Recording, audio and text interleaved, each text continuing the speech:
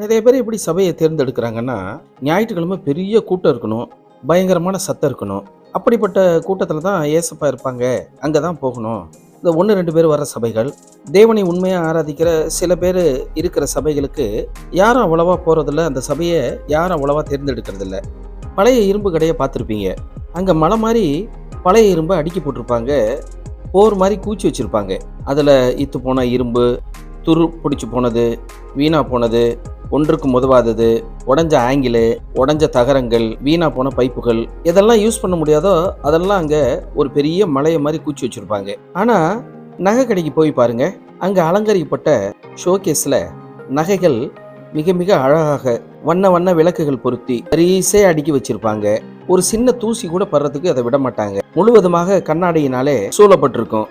அது மாதிரி தாங்க பெரிய கூட்ட வர சபைக்கும் சின்னதாக கூட்ட வர தேவ சபைக்கும் உள்ள வித்தியாசம்.